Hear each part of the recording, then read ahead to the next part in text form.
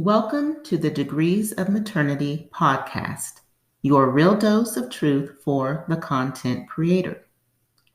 Episode 3 comes from the Blogging Truths Be Told series entitled Stalking Your Numbers and Comparing Them to Others, Part 2.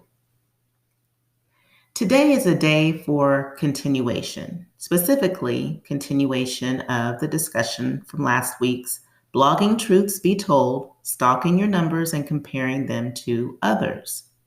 Since I wasn't completely finished with my thoughts from last week, I've decided to unload the rest of them on you this fine day. And just so you know, the rest of what I share is more of a cry for action. No, I meant to say call to action. I hope you don't mind. Well, let's proceed. Every content creator has his or her own unique journey. The individual journeys we all go through have a lot to do with our mindsets, our work ethics, our outlooks, the goals that we've set, our circumstances, our influences, and factors that are outside and inside of our control. But what I would say is anyone who wants the numbers will have to work for the numbers. Do work that is meaningful to you, and it will be meaningful to someone else. This is the call to action that's universal for us all. I guarantee there will be someone out there that jives with you, and others you'll reach through your consistency and positive efforts. But what you do has to be a part of you. It has to mean something to you, because when you don't see the numbers or the responses or the outcomes you're wanting to see right away, there has to be something that keeps you going forward, that keeps you moving in a direction that you're passionate about. And if numbers is what drives you, then I'm afraid your journey might end before it even starts. Creating content is not for the get rich quick, get recognition quick, overnight sensation seeker.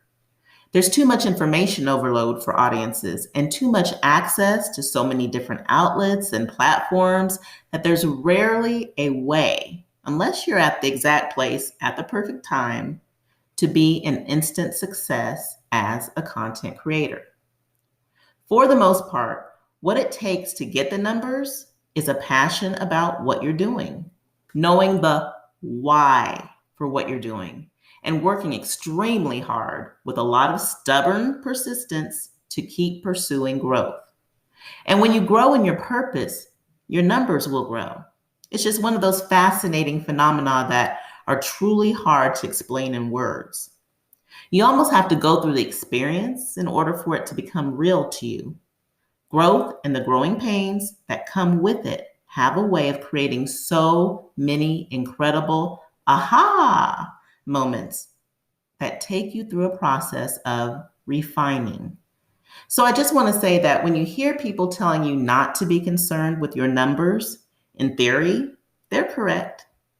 Putting your focus and energy into metrics is usually not a good thing because the numbers shouldn't be what drives you. The actual work, meaningful work that you're doing is what should drive you. In all actuality, you should want to be knowledgeable or at least aware of your website metrics so that you can give the appropriate areas of concern some much needed attention and improve your processes. Numbers should be used for informational purposes to help you get better at what you're doing, not to feel worse about what you're not. But you know what? To this very day, I check my metrics daily and multiple times throughout the day. Again, I'm human. It's just going to happen until I have a comfortability about where I am in my growth process. And I'm not going to be hard on myself because I stalk my numbers and occasionally compare my findings to others. I want to grow. I want to improve. I want to progress and keep pushing forward until I come out like pure gold, because of the refining process that becoming a better content creator is bound to take me through. And if I don't see the results I want to in the time I want to, I still plan on refusing to give up on the refining process.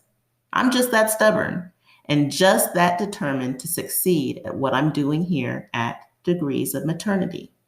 I'm passionate about what I'm doing and believe that I'm making a small dent of positivity in the overwhelming negative world around me.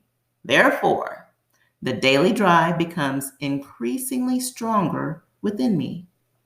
Furthermore, I'm becoming more careful with my tendency to formulate comparisons. I still look at more established creators and desire to be where some of them are, but I desire to get there on my own terms. As I stated earlier, every content creator has his or her own unique journey to go through.